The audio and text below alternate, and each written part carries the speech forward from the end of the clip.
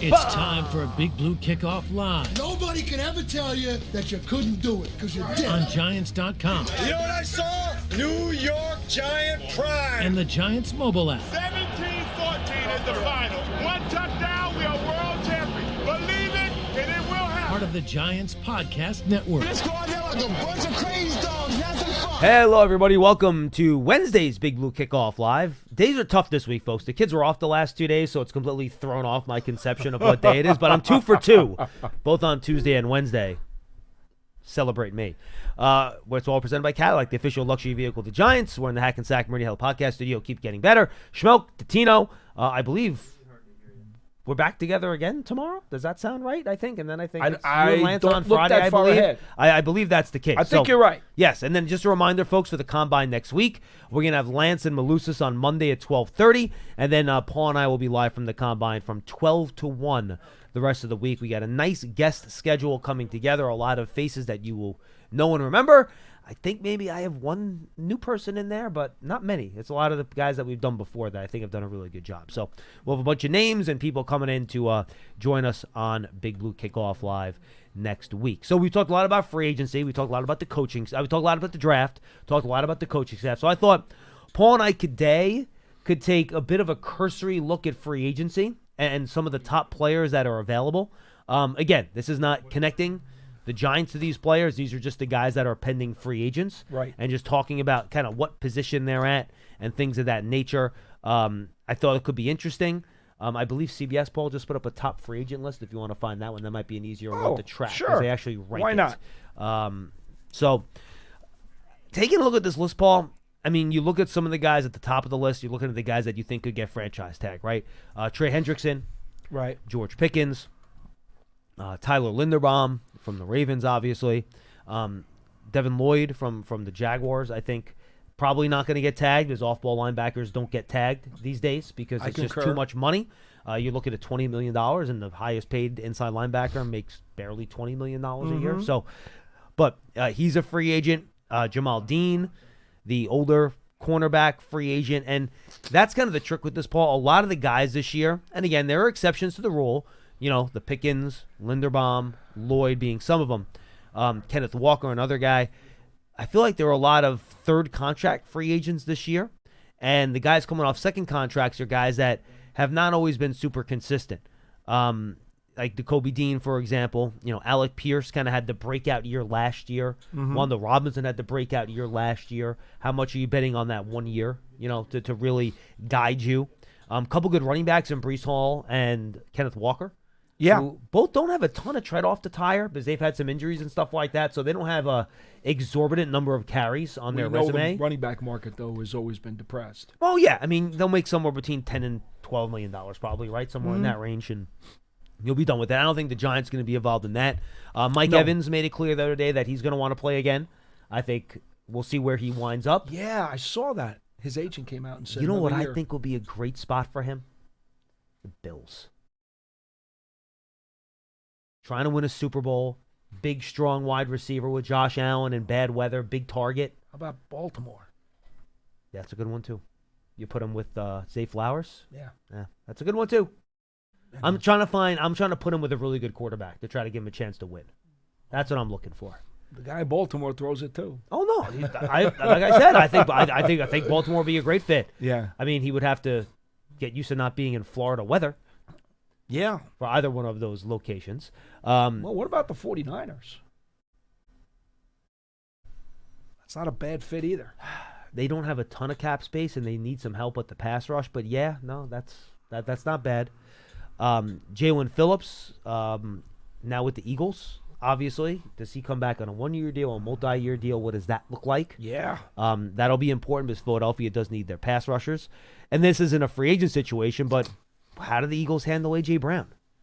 I think that's interesting too, right? That to me is one of the big pivot points of this offseason. I'm sure we'll talk about this at the Combine with whatever guests we have on. But what the Eagles decide to do with A.J. Brown, I think will be very, very interesting because there's the money component that they have to deal with, right? Yeah. And then the him and Jalen Hurts component that they have to deal with. Yeah. See, we don't cover the Eagles on a daily basis, so we don't know how much of that smoke is really fire.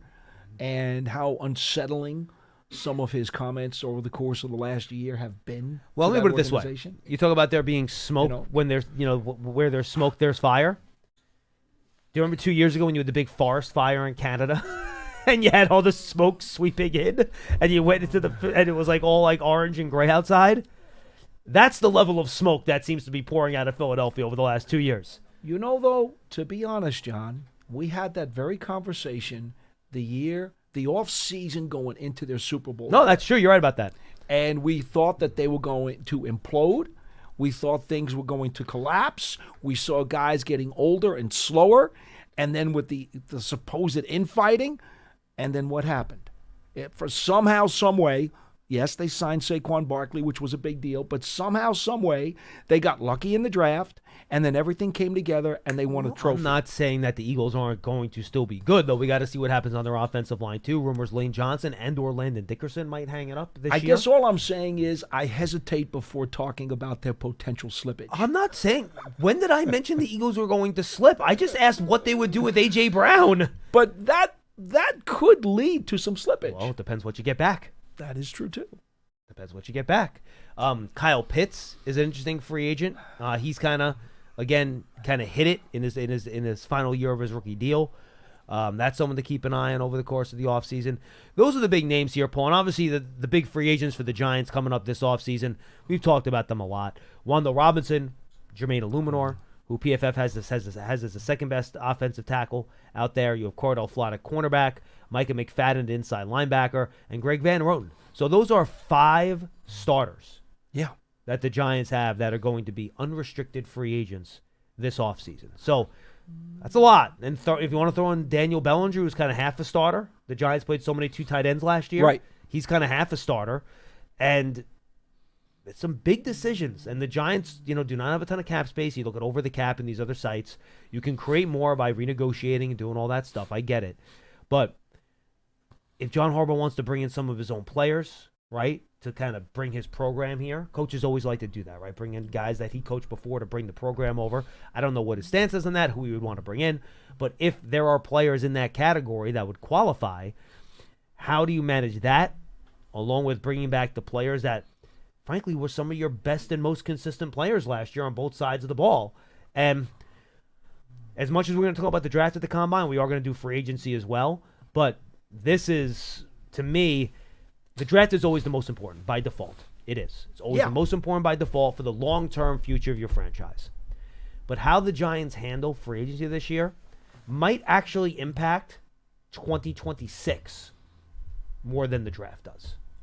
Oh, yeah, I absolutely agree with that. Now, part of what we don't know, you mentioned Harbaugh before. Yep.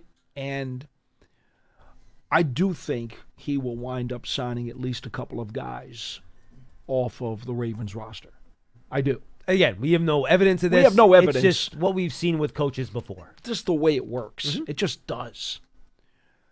Now, the interesting part about this is, and I mentioned this to somebody, I guess it was about a month ago, right when it became apparent that Harbaugh was going to be available that week when they lost to the Steelers.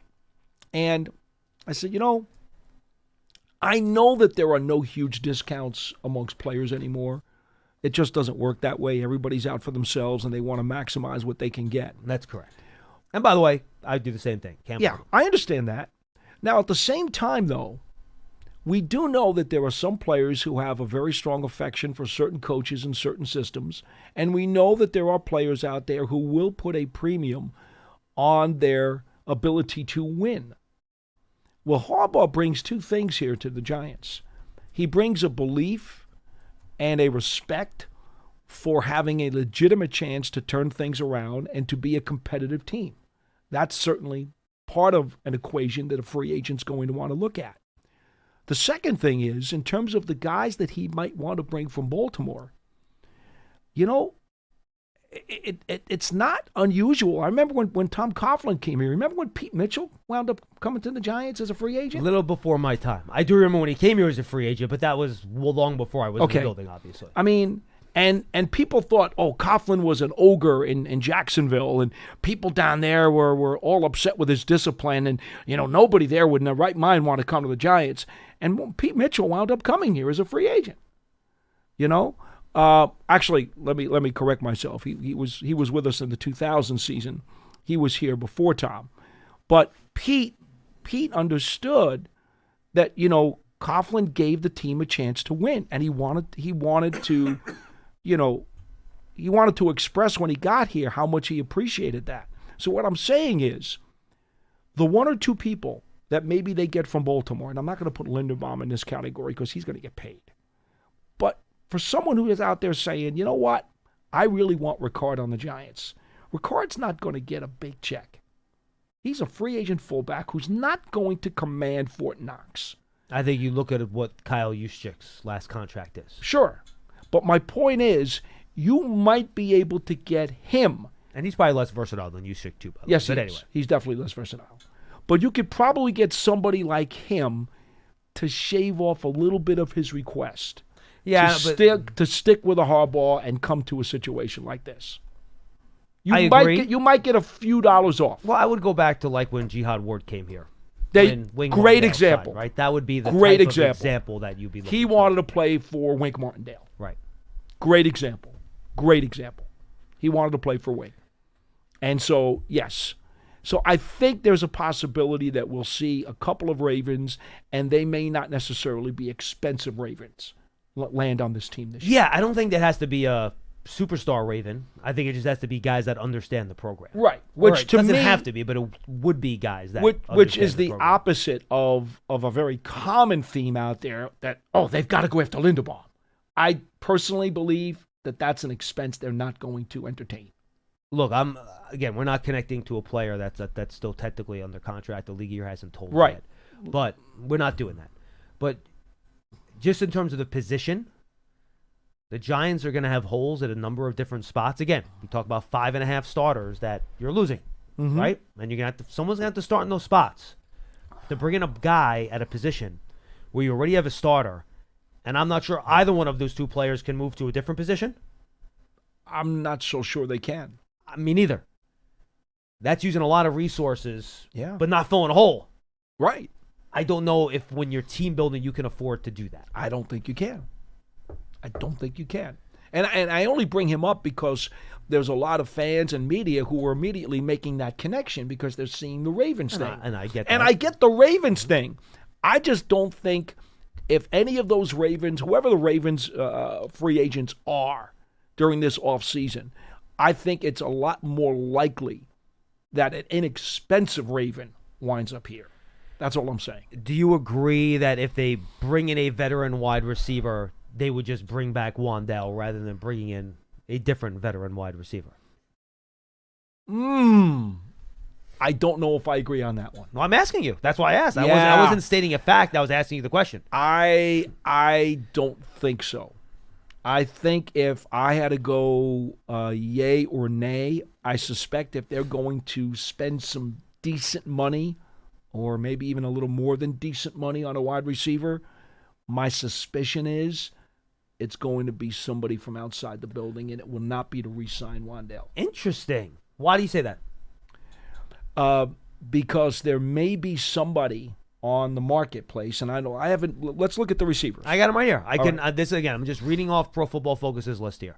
George Pickens, Alec Pierce, who will be way too expensive. Yep. Don't go there. You're right. Mike Evans, Deebo Samuel, not the type of receiver you're looking for. No. Juwan Jennings, who's kind of a bigger possession receiver, but he's almost Right. 29. Right. Rashid Shaheed, Romeo Doubs, who I think could be an interesting addition. Dobbs, That's not a bad one. Yeah, Dobbs for me is probably the most intriguing of the names you just gave. And I think he would be in Wandell Robinson's neighborhood. I think he would be.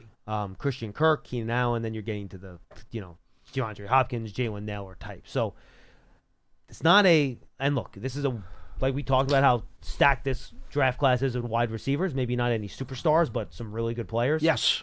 So I would hesitate using a big chunk of my free agent money on a wide receiver, unless you want to bring Wandell back, which I would totally understand. And I would rather just go after it in the draft. Of course, that also depends on where you think Malik Neighbors is at that point. And we're not going to have that answer. No, we're not. Only the Giants are going to have that answer. You're correct. So we'll have to see what they think about that. Now, I'm just going to check here because I want to make sure that I do see this correctly before I make the statement about Dobbs. I believe he has been more durable. Has he not been than Wan'Dale? I mean, he didn't have a season-ending injury like Robinson did, I don't think. He has absolutely been more durable. Mm-hmm. He's out there most of the time. Yeah, he's missed a few games, but not much. Yeah, never played fewer than 13 games. Okay. I would say that if they were to spend a good chunk of cash on a receiver, I expect that it would be outside the building, and primarily because Wan'Dale Robinson has had an injury history. He is not going to get any bigger, by the way. He is a small receiver. And even though we saw that he could play outside and has more versatility than originally thought as a slot guy, I'm a bit concerned about long-term durability. And if you're going to re-sign him to a contract, this is not only going to be a somewhat expensive deal, it's going to have some guaranteed money in it. Of course it has to. He's going to want a good chunk of it guaranteed. And I don't blame him. All right, let's look at the other position where there could be a hole, and that's offensive line, Paul. Let me put it this way. I'll ask you the same type of question. If they spend on a tackle, will it be Jermaine Illuminor or will it be somebody else? I think it's Illuminor. But again, I think now you look at the Titans, where Carmen Brasillo wound up with Brian Dable. They're probably competition for him, but they might have to put him at guard because they have J.C. Latham as their right tackle. Right. So that I was looking at that this morning, and I find that a little interesting. Okay, I'm going to flop my answer for Illuminor. I think it's more likely that if they spend the money, he will stay. I don't think that about the wide receiver. Yeah, Elijah Vera-Tucker's one of the offensive linemen that are out there that could be valuable, but he's had a lot of injury issues with the Jets.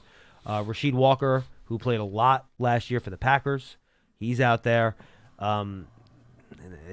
Look, offensive tackles rarely hit free agency. It's just kind of the way it is. Yeah, and by that very nature, you're always going to be more inclined, if you can, to retain your own guy just because of the marketplace. And then the second reason is, quite honestly, as far as I'm concerned, and I understand that Jermaine Illuminor is not an all-pro player, He's a solid player who does not have a tremendous amount of wear on his tires for the age and experience that he has in this league. Agree with that.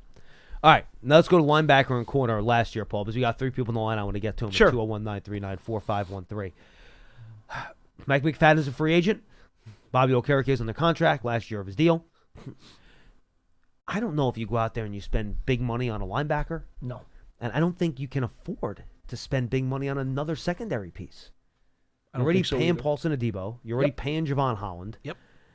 I think and you already spent first-round pick and 2 second-round picks and a third-round pick if you want to count Cordell Flott, if they bring him back. He's a free agent, on other corners. So you've already thrown a ton of resources at that position. Yeah. I think you're going to add depth at corner in the draft because, quite honestly, as you just said, I don't know how many somewhat high-ticket items they're going to be able to retain, and if Illuminor is the guy they're going to retain, and I'm not so sure they're going to be able to. I certainly don't think they're going to be able to retain Flott. I don't. I don't know how he's viewed around the league. I don't have the answer to that. I don't know. It's a good question. Let me put it this way. I'm going to throw out,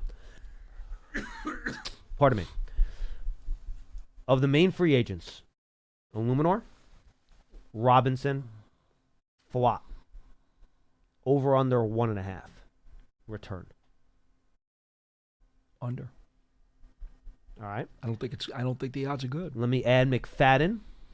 McFadden's back. Bellinger's back. And Van Roten into that equation. Van Roten's back. So you think so you would go over 3.5 if you count those in the 6. Yes. Okay. I think the latter 3 that you just mentioned are not going to be difficult economically to squeeze into your cap. And I think the trick here is that, guys, we're really just throwing darts blind at the wall here. We haven't talked to John Harbaugh. No. No one has talked to John Harbaugh about this. We have no idea what he thinks. We have no idea what he thinks about this sort of stuff. We have no idea how him and Dawn Aponte want to handle the cap, right? How aggressive do you want to be? Mm-hmm. Do you not want to be aggressive? How do you want to handle that? I don't have the answer to that question. So we'll have to wait and see how that goes. You know, the three guys you mentioned, though, in the back end are all guys who were very happy here with the Giants. I know it was under a different coaching regime, but those guys were very, very well liked in the locker room. Oh, yeah. All of them were. Happy to be here, showed good work ethic, are not anticipated to be overly expensive players. To me, there's no reason why they wouldn't find a fit to stay. All right, 201-939-4513. 201-939-4513. Let's get to the calls and say what's up to Chris in New York. He will lead us off today. Chris, what's happening, pal? And then Mark and John, you're up next. Chris, what's happening? Hey, guys. How's it going? Long time no hear. Hey, good to hear from you, Chris. What do you got going on? I was kind of embarrassed because of the Russell Wilson call, man. He was way worse than I thought he was going to be. He got Chris, and the thing about Russ, and look, we were wrong about Russell Wilson too. He struggled. And his antsiness in the pocket was worse than what I saw when I rewatched him on Pittsburgh the year before. It just, even when there wasn't pressure, he just was very antsy, and he could not get anything done because he got very happy feet because he didn't seem like he was confident in the protection. And to me, at least in my opinion, Paul, that's what killed him. Yeah, I still think I would have gone with him a little bit longer than they did. But that's also because I'm not one who wants to push a rookie too quickly into the lineup. That's a dual reason for me.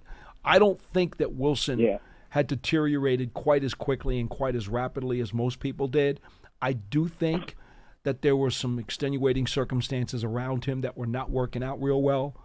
But it is what it is. I feel bad because he certainly did everything that he thought he could to try to do, get this team on the right direction. Yeah, and he was still great in the locker room. His he really teammates was. loved him, all that stuff. And all even that after, was true. and even after he sat, yeah, he was still captain. He was still a captain. He was going out for the coin toss. He was well respected by everybody in the building. I still don't have anything bad to say about him in terms of what he did this last year with his experience. Yeah, I'm glad that Dart was able to learn from Ross, and he seemed like a professional. I just thought that moon. It didn't help that he lost Malik too in week 3, but I thought the moonball matchup would be better. But a more pressing issue. So I have Ken and Will. They changed the field. There's been a ton of injuries. I saw this list. It had Odell, Malik, and just studs from other teams too. Like the Niners got hit hard here. There's just been a lot of injuries. Is there any talk about the field being changed? They did last year, Chris. They changed the field? Yeah, the field got completely ripped out, and they put a whole new turf system that matches around 8 or the other 9 other teams that have it around the league. It's the recommended turf system that the Players Union actually favors. So I don't see them ripping it up again. No, and again, the people that want to put the grass in, we saw tons of injuries on grass this year. It happens too, and when you have 2 teams playing on the field every week in this type of environment in terms of the weather, it gets very hard to keep that grass field in good shape. Yeah, I didn't think about that. And then the second thing I wanted to pick your guys' mind is, do you guys think that we should go offense or defense? And just say the player that we draft is a stud either way. And who is the highest graded player that you have? Okay, good question, Chris. Appreciate the call, man. Thank you very much. All right, so I'll go 2 in a row. Number 1, if I'm guaranteed a stud, offense or defense, I would pick offense. Wow. Given the whole wide receiver, with Wandell potentially not being here, Neighbor's injury, 2 holes on the offensive line, give me the stud on offense. Depending upon how the dominoes fall in the next month, I could agree with you. But if they don't fall that way and somehow they retain the offensive lineman and they retain the wide receiver, and I don't know that they can, I think that's kind of unrealistic, then you would want to go the other way. When in doubt, I want to help my quarterback as much as I can. I understand that, And they've already put so many resources into the defense. Yeah. I'm just... Look, you know me. I'm leaning to Tate right now. After we get back from the combine, I may feel differently. But that's where I'm leaning right now.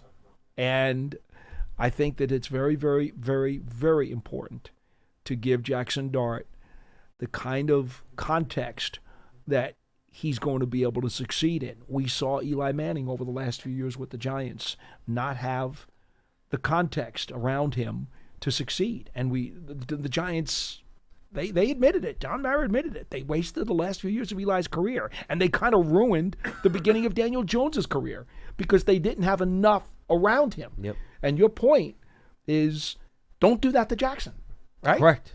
That's your point, and I get it. I get it.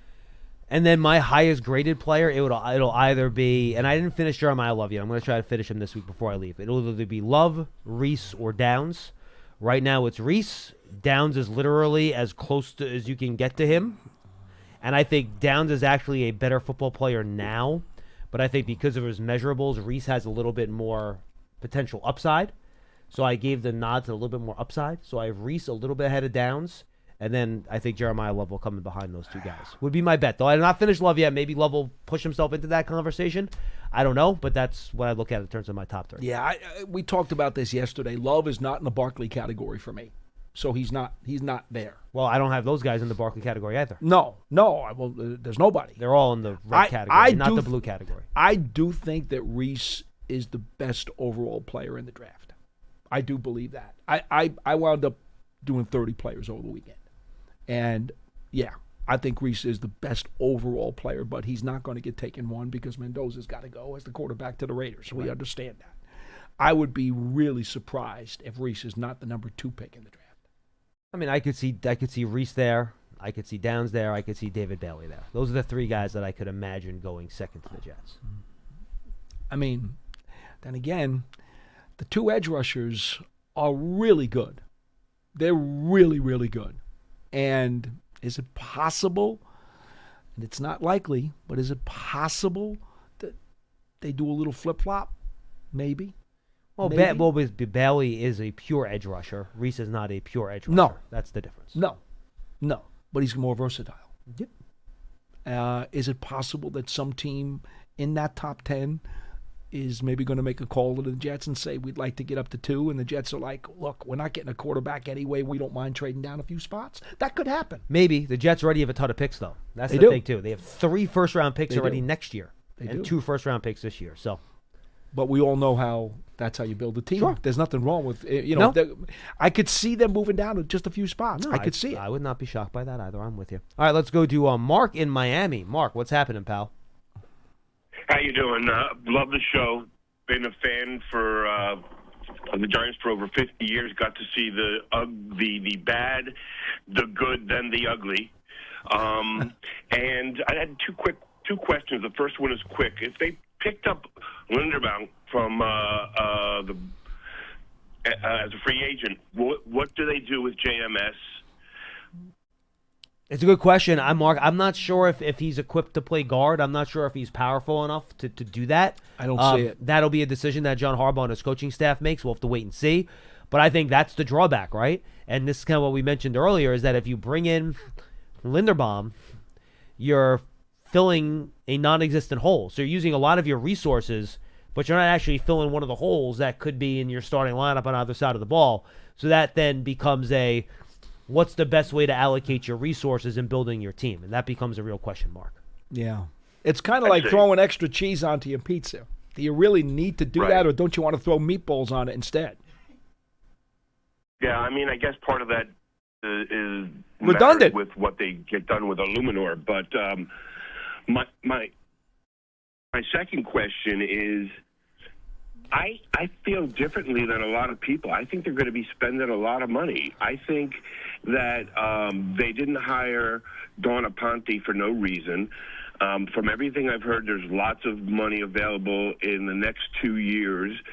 And, I feel like they're going to go out and, make a couple good free agent signings, as well as keep Illuminor and Robinson, and also Flott. I just feel like they brought her in. She's going to make a whole big splash. And, I'm not saying it's going to be like the Patriots, but I think it's going to be a lot more spent than you guys think. Well, look, Mark, you have to free up the money to do it. I mean, if you look at the Giants' cap situation, they do not have a ton of functional cap space at the moment. And Mark, appreciate the call. Good stuff. Thank you very much. I don't care who your cap person is. You can only do so many things mathematically with contracts. The pocket is only so deep. Right. I mean, you can only move money around so much. That's it. I mean, could you just start throwing void years on everyone's contracts and spreading money out? Yeah, boy. but that would be extremely irresponsible, depending on who the player is, right? You could do it for a couple guys, you feel okay about it, but more than that, I think it starts getting a little dicey, right? So would it surprise me if they brought in a good amount of guys? No, it wouldn't, just because, again, you have a new coach, you want to bring in his own players and his own guys. That wouldn't shock me necessarily, but I mean, to think they're going to give out $70 million of guaranteed money this year in guaranteed contracts, I just don't. No. And look, you're right. Moving forward, the cap space is much more plentiful. So you can renegotiate and push money down the road if you want. That's something you can do. The Giants will be capable of doing that if they want. But again, who do you feel comfortable doing that with based on their injury history, based on their age? And this is the time to be aggressive with Jackson Dart on a rookie contract. You're not paying him yet. So I do agree with that as well. Yeah. But there's only so much space you can open up in a responsible way. Could they be, aggressive in that way? Sure. But I don't think you can bring back all three of those guys and have like 2 splash signings on top of that. I just don't know how that's feasible. See, if you really want to open up a huge chunk of cap space, you've got to go to your most expensive players. Mm-hmm. And part of the problem is, if you don't want to go the risky route with the void years, with some of your Burnses and your Dexter Lawrences and those kinds of guys. Well, you could even go to the guys you signed last year, Debo and Holland, if you wanted. You could, but based on what they did this past season, do you really feel like that's a good risk? That's a great question. The only two large numbers where they could slice large cap numbers that would be enough to make a difference to make the kinds of signings that the caller is talking about. Okereke's 9. Okay, That's a big one. And if you were to somehow decide that you're going to move Kayvon Thibodeau, he's 14. Runyon's also 9. Okay. Yeah, but for a starting offensive lineman who has played, well, that's actually a bargain. I understand that. Okay. So if you're going to move Thibodeau or Okereke, you have to say to yourself, well, number one, is Kayvon Thibodeau a good value at 14? I happen to believe that he is. Yeah, I think that's fine. And by the way, in his contract year, we know him. He is a very prideful individual. I would be shocked if he doesn't come into this training camp foaming at the mouth, because he does want to be the kind of guy who's going to command a very large second contract. And we should note, by the way, all these numbers are based on what's on Over the Cap. The Giants obviously don't release any of this stuff. We're not telling you anything that we know, because we don't know what the contracts are. We're just going off of the publicly available data. Anyway, there's a common theory amongst players who are going into their contract year, and that is you milk them for everything they're worth because they are looking for a big payday. And you can take the benefit of them balling out, even if it's for their own benefit, because they want to enhance their value. Mm-hmm. So to me, I don't see necessarily a great risk-reward factor in offing Kayvon Thibodeau. I just don't see it. The other guy, Okereke, well, we spoke about this yesterday. I think over the last month or so of the season, he certainly played valuable enough snaps that make me believe at $9 million, that's not a guy I'm going to want to replace, especially if I've got to spend more than $9 million to do it. And by the way, just for the record, Thibodeau's on a 5th-year option. That's guaranteed money. Yes. So you have to trade him. You can't cut him. That's right. Trade. Correct. To make sure the fans understand that. Well, that's a lot of people on the internet, social media, have been saying that that's what's going to happen. Well, they want to trade him or he will be traded. I'm sorry. I don't see great value in trading two guys who I believe are not only fairly priced, but maybe even more than that, very reasonably priced for the kind of production I think you can get out of them this season. I think that's counterproductive, John, for me. Maybe the Giants will do it. Maybe they'll find a good trading partner that makes it worth it. But it would take a lot for me to move him. It really would. And I imagine if you moved him, you want to get a player back. And that player is going to have money on the books too. So you have to see what your net in that eventually would be. And is it going to be a big enough number that it's truly going to be valuable to you? Right.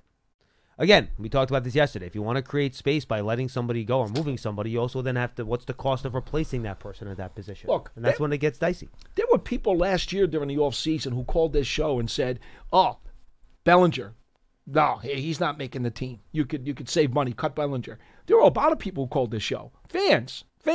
And I think we tried to explain to them, look at the guy's value in terms of what he does on the field, what he does for the team, what he does for the locker room, what a starting caliber tight end is going to make, even if he's part B of a two tight end set.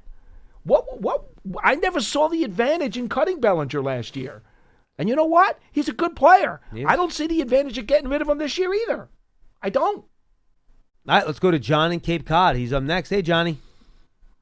Good morning, guys. How are you? We're great. How are you? Good. Really appreciate the show, like always.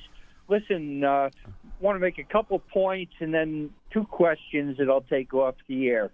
First of all, you read my mind, Paul. I think Bellinger is a really undervalued player. He's a warrior, and from the day they drafted him, he's done everything they've asked of him.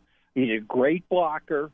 He drops almost nothing when they choose to throw the ball to him, and he's a tremendous blocking tight end who also can play fullback.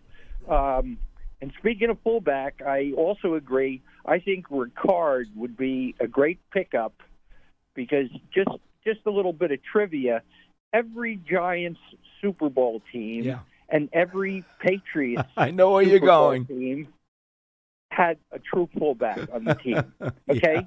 And for those people out there who think it's still a passing game, take a look at this Super Bowl. There is no doubt without Walker, Seahawks probably wouldn't have won that game. And at the end of the day, defenses still win Super Bowls. Two questions, and then I'll get off, guys. Yeah.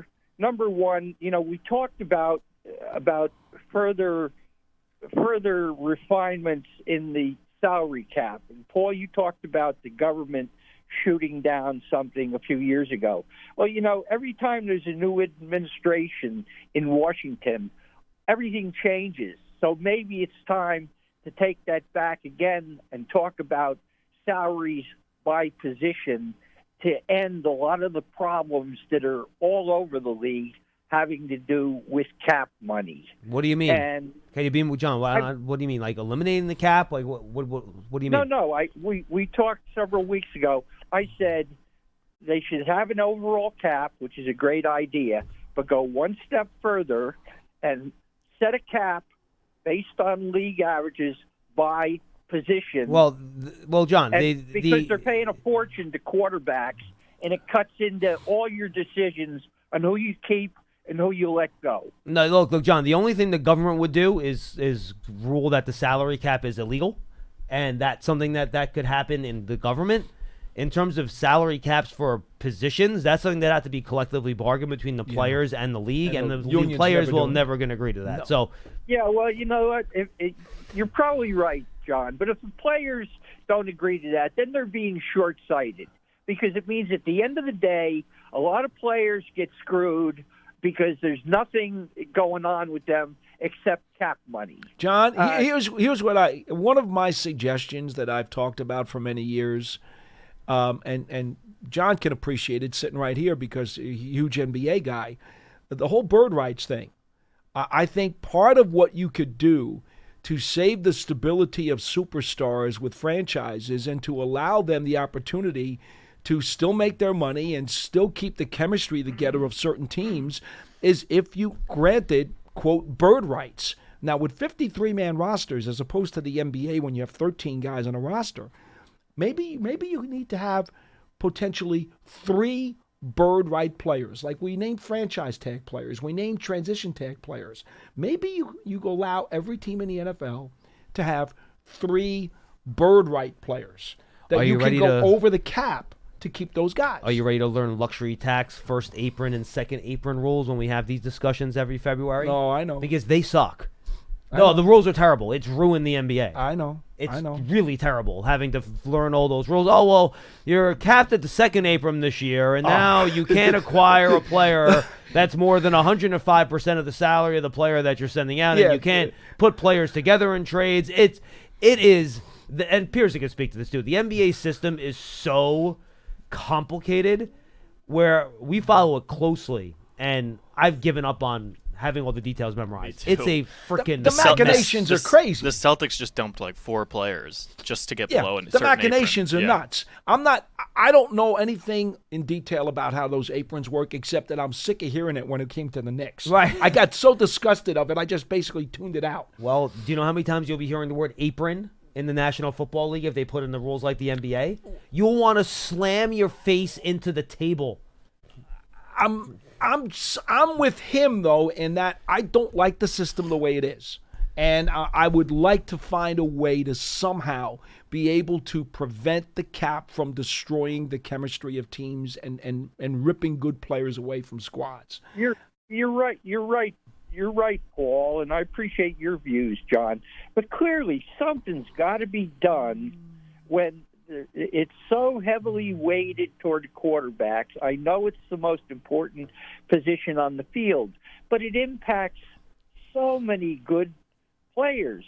If the league's built itself into $1 billion business, if they want to take the long view, and that includes the players' union, they got to do something to keep good players from getting thrown under the bus. The good players aren't thrown under the John. They get paid somewhere. It's not like they don't get paid. They get paid somewhere. I know, but when they're not being paid by the Giants, that's my problem. But the Giants aren't even paying a quarterback, John. John, the Giants haven't paid. The Giants aren't paying a quarterback. We've got a wonderful quarterback, okay, and I think he's got a huge high ceiling. But in a couple of years, he's going to need the big bucks, and that's going to impact every other position on the team. Okay, you want to laugh, John? I'll get off the air. Yes. But I want to leave you with one last question. And Paul, I know you're right on top of this. Do you think the fact that this Hall of Fame sham and snubbing Belichick is going to create a tipping point where they do something to change the voting? Because we all know there's some really great players out there who are just being tossed aside. And I'll start with Phil Simms and Otis Anderson and go from there. All right, guys, enjoy the show. Thank you. I appreciate it. Here's the problem.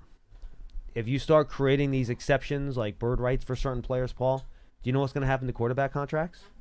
Yeah, I know. They're going to get bigger. I know. Because the team's going to say, well, hold on, we're not going to be restrained because we can go over the cap. So the quarterbacks will get paid more. Okay, but here's the reason the NBA system works is that they have max contracts. Mm-hmm. They have max contracts for players. The NFL does not. No. And that's never going to get put in. Now, again, I haven't gone through all the details of how this whole thing would work, but here's the one thing I can say on the face of it. Yes, you're right about the quarterbacks. You're going to start using bird rights on those quarterbacks, and their numbers are going to go nuts. But at least that doesn't prevent you now from signing your premier pass rusher. Well, you're assuming that owners aren't going to be constrained by simple cash spending. Again, I don't know that there's a perfect way to deal with this. The perfect way was Plan B, and the government ripped that apart. And small market teams will not be in favor of that. Well, no, of course it has to do with like labor stoppages and stuff like that with the NFL Players Association more than the government. Now, to give John a little bit of an idea as to what we're talking about in terms of trying to create flexibility with an overblown quarterback's contract, Patrick Mahomes just redid his deal according to the national media today, right? And he was going to make over $70 million on the cap. Well, that was his cap number, yeah. Okay, and now apparently the new deal, they converted $54+ million of his salary into a signing bonus that changed his cap number for this fall from $78 million to $34.5 million. Mm-hmm. Okay? And that's exactly the thing we were trying to explain yesterday with Brian Burns. Exactly. Exact same thing. Exactly. Now, what we have also told you is that players, 99 times out of 100, are very willing to do that. And as John said, now it's worked into some contracts because now they're getting the money up front. Everybody loves to get the money up front. Yeah, you'd rather get a big bonus check in March than getting game checks every week from September to December. Absolutely. You can invest the money early. You can start cutting out the interest on it. You can put it in the old mutual fund, whatever these fancy things that I'm sure the rich people have much better mutual funds than we do. But you can put them in some type of deal where you can make a lot of money off of it. So that's what's happening now. And Mahomes just did it, and we see the numbers are dramatic. I mean, that's huge. 78 to 34.5. That is a huge amount of numbers that we're talking about. That's the only thing you can do right now to make this work. But you can manage your cap well, so you always have room to spend and not overspend in 1 year. Right. But if it's about self-control and actually managing your finances properly. If you have one of these generational quarterbacks, you can't manage that very well. You're going to have to give him the money. No, that's fair. I can't argue that. That's fair. So now, what I don't know is, because all the specifics are not out this morning, by giving him that bonus money, you now have a lot of adjusting to do over the next several years. Yeah, that's fine. Big time. That's fine. And God willing, Patrick Mahomes plays to the end of that contract. Remember, I mean, what is he, 30 years old? I know. I think he'll be fine. Remember, you can't spread the cap over more than 4 years. So what? That's correct. Correct. At 30, you think Patrick Mahomes is going to be done by age 33? I'm not saying he will, but the way quarterbacks have been getting hurt in this league over the last 3 years, I'm just saying. If there's anyone you feel comfortable doing it with, it's Patrick Mahomes. Because of his ability, yes, but he also has been beaten up. I get that. You're trying to win. I know. Just wait till what you see what the Cowboys do with Dak Prescott's contract. Oh, I know. It's going to be the same thing. I know. They're going to do the same thing to CeeDee Lamb's contract. I know what I enjoyed. Plan B was great, but it got struck down. Explain to the 99.9% of the fans that don't know what Plan B is. Okay. The way it used to work in the late 80s, and go early quickly, 90s, please. Real quick.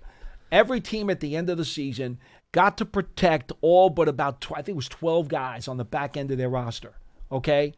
Let's just say, for argument's sake, we're just going to pick numbers out because I forget exactly what the roster number was. But if it was 50 guys on everybody's roster in the offseason, you got to protect the top 40. And then that was it. And then the guys who were unprotected, they went into Plan B if they were up for free agency. And this way, other teams could then pluck them out of Plan B as an unrestricted free agent. That's the way it worked.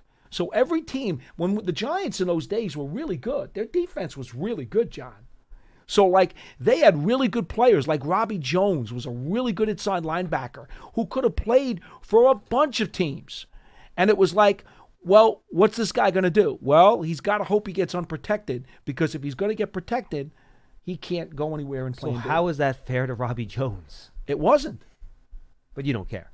No. Because I'm interested. You're friends with these players. Don't you want them to have the opportunity to make a living? Off their thing? I'm about the head coaches, the scouts, and the GMs. I come at it from their perspective. I want continuity. Free market economy. It's capitalism, Paul. I know it is. I understand. The market must drive things. The market drives the players' salaries, but what it does, it eats away at the continuity and the development of teams and rosters like acid. That's what it does. And in this game, where continuity and development and chemistry is so incredibly critical, not as much in the NBA, not as much in baseball, but in football, those things are huge. I prioritize them over players going out and getting market value or getting highest bidder contracts. I'm sorry. Or just getting paid, period. I don't think it's good for the game. I just don't. But again, Plan B worked. In my opinion, it worked great. Not for the players. And then the players took it to court, And the government said that's an antitrust violation. It was an antitrust violation. That was the end of it. It was an antitrust violation. I understand. Doesn't mean I don't have to like it. Hey, look, I'm not like all this, like, eliminate the salary cap and, do all this stuff, because I do think you have to make sure you have a system in place that allows for fair competition across the league where all the teams have a chance. The small markets, the big markets, you have to give everyone a chance, right? Right. So I think you do have to have rules in place to allow every team in every market to have a chance to win. And if you just eliminate all those guardrails, it gets out of control real fast. Real fast. Just look at the Dodgers in Major League Baseball. Yeah. It gets out of control real fast. That's not good. Well, you have to have some guardrails. Okay. You can't have guardrails to the point where players can't actually make the money that they're worth.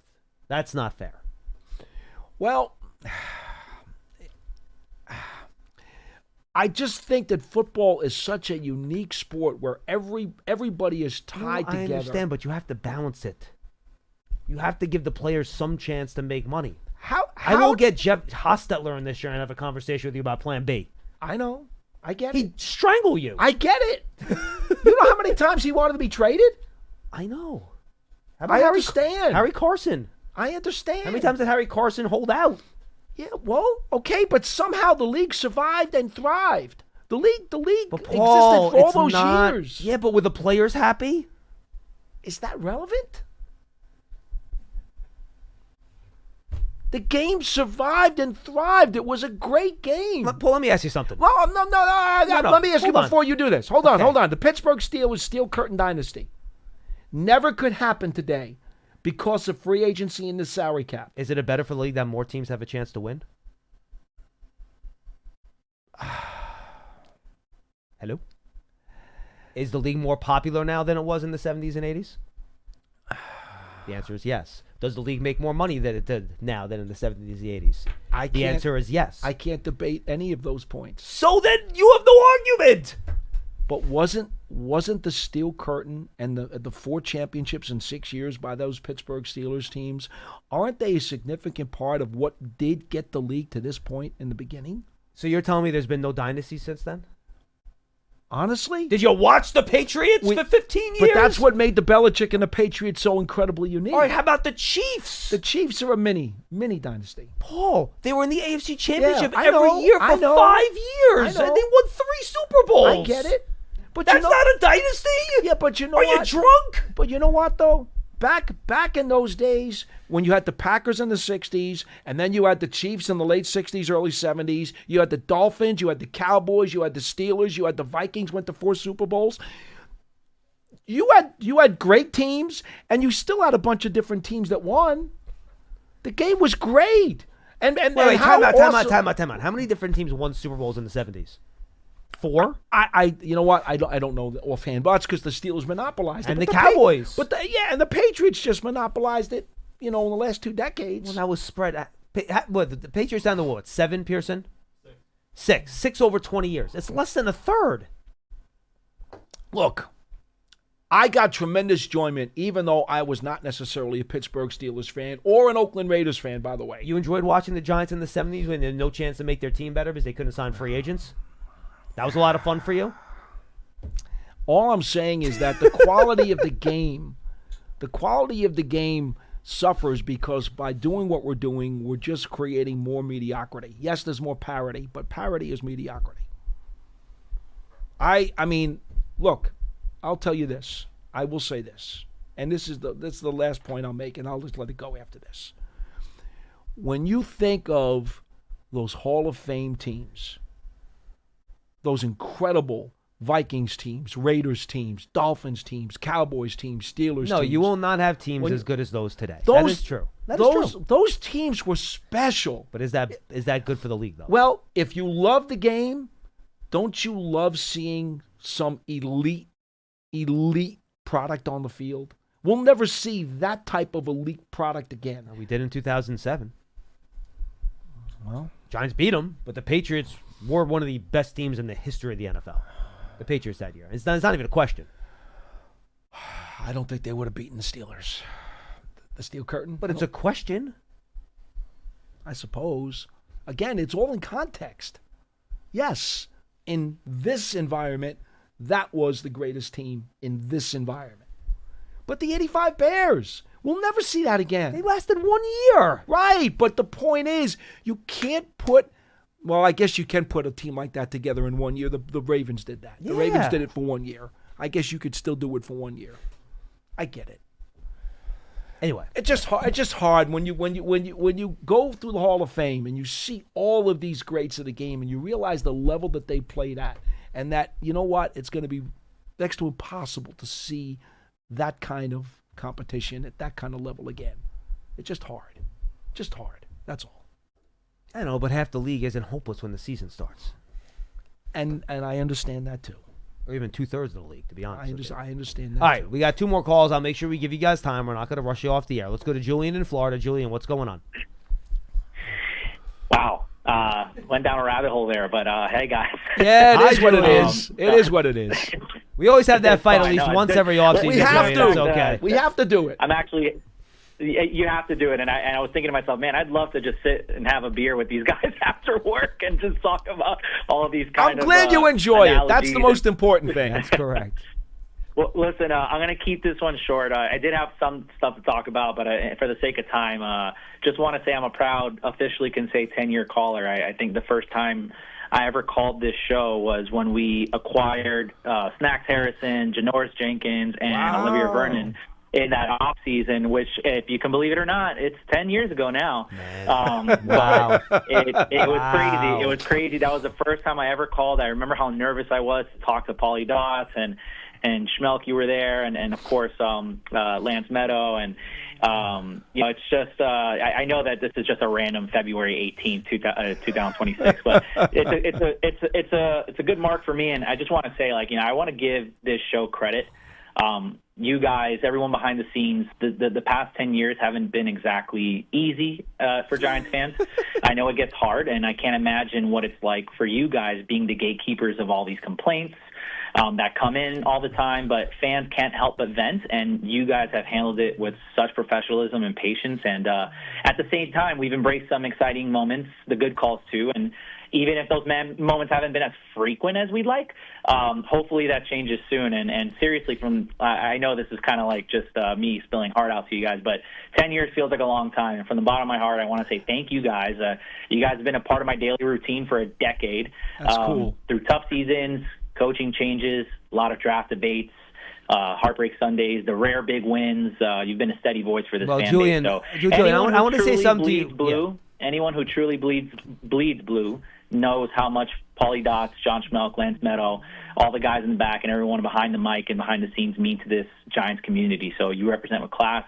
Proud to listen to you guys, proud to support, and I can't wait for the day to be calling in to celebrate some playoff wins and hopefully some Super Bowl runs. And here's to the next 10 years, guys. I just want to say a big thank you to you guys. Oh, Julian, thank you to you. Thank because you. we wouldn't be able to do this without fans like you that have stuck with us for so long. And appreciate the call. We really do appreciate you guys and the fans out there that have been, and we know there's a lot of you that have been with us for this long. We have a very loyal core listener base and viewer base, and we really do appreciate that. And look, we're lucky to be able to do this, right? To come in here and talk to you guys about Giants football every day. This is a blessing. We're very lucky. Yeah. No, the team has not won a lot, and if they won more, would it make it more fun? Sure.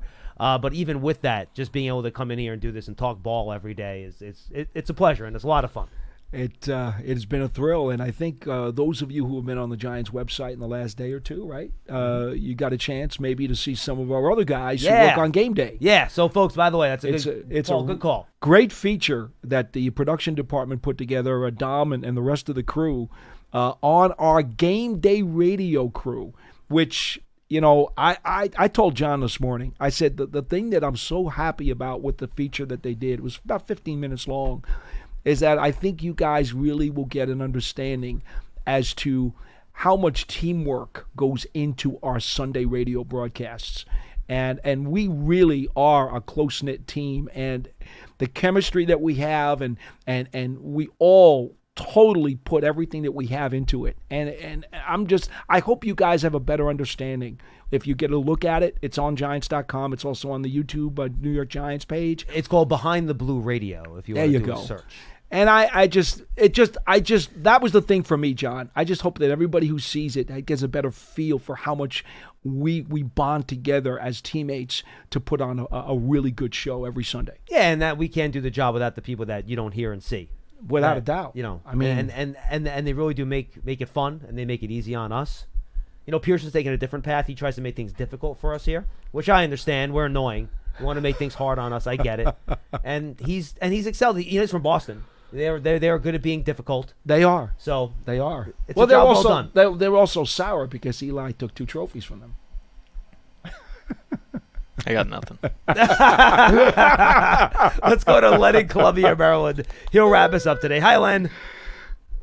Hey, how you doing? We're good, buddy. First thing I want to do is apologize to Pearson because I'm going to talk about some different things other than what I told him I was going to talk about. That's quite all right, This Len. last Whatever you 10 or got. 15-minute conversation with you and Paul has just been fascinating, and I'd like to put my 2 cents in if you would allow me to. Please.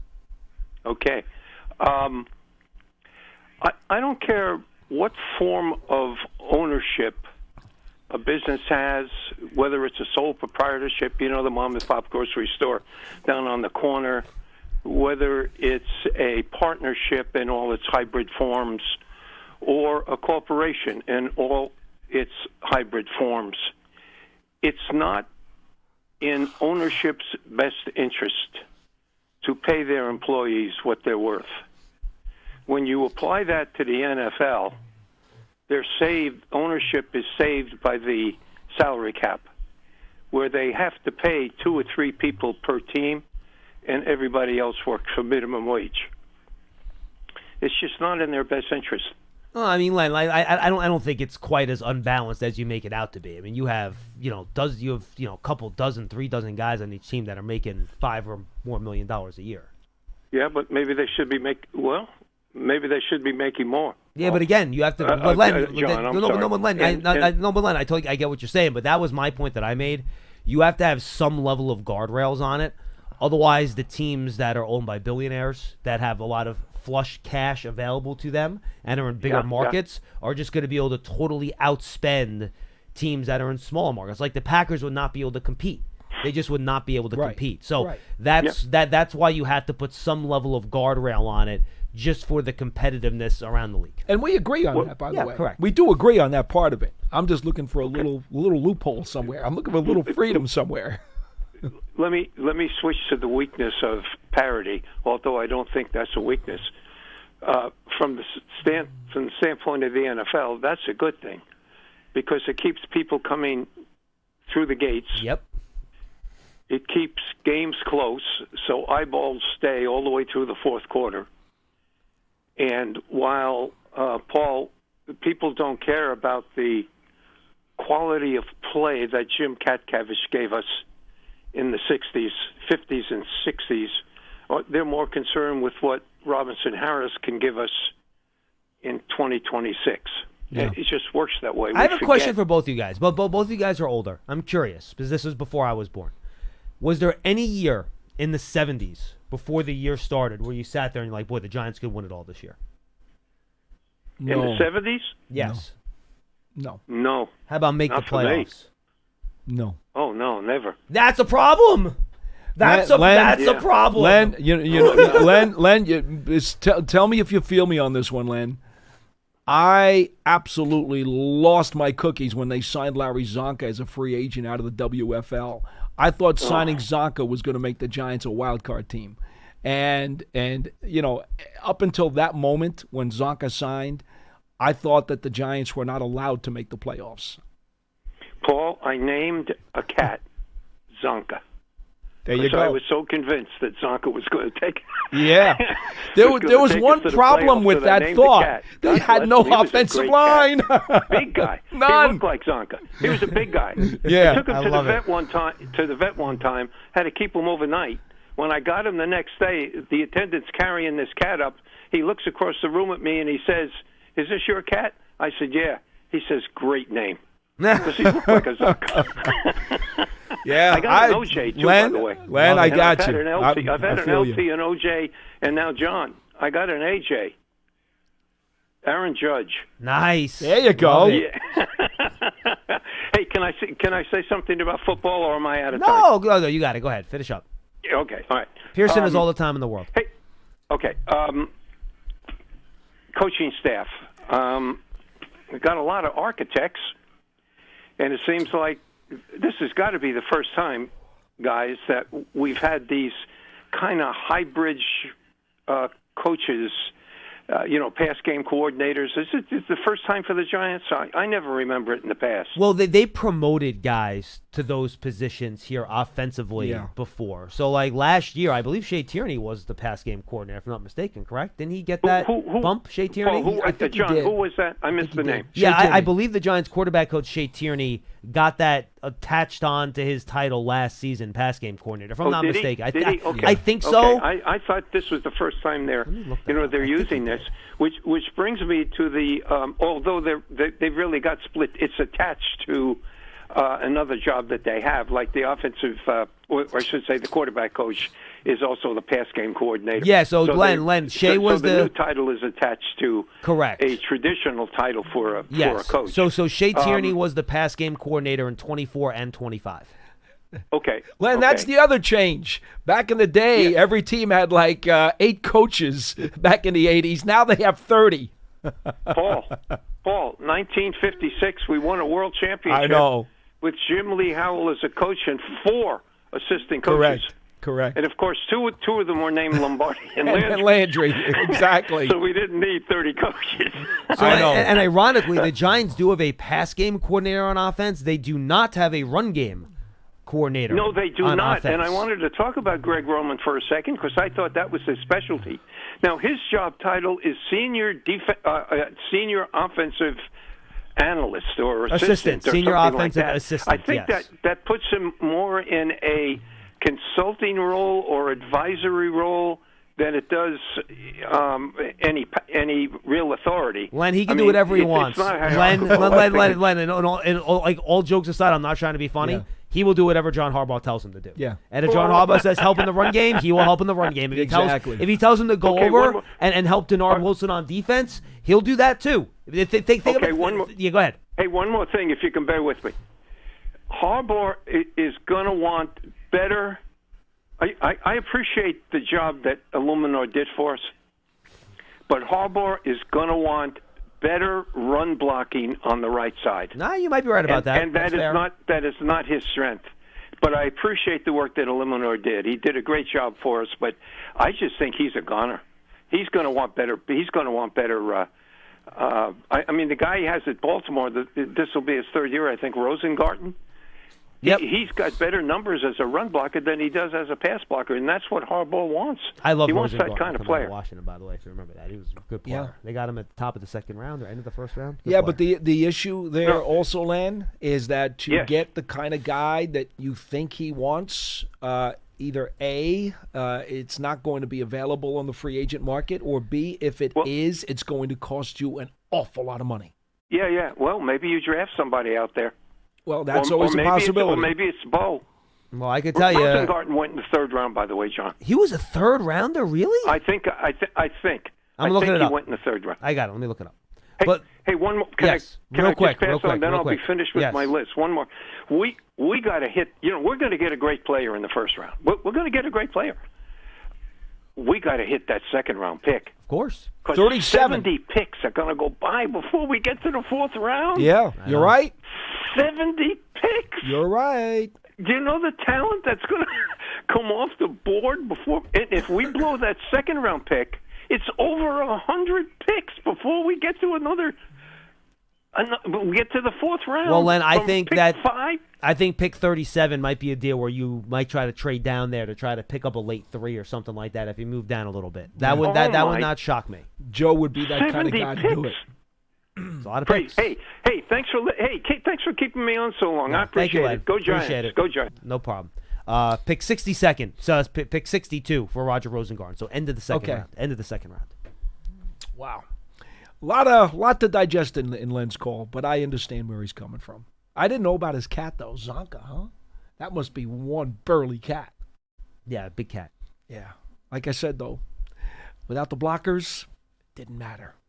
And, boy, there were no blockers for Zonka. None.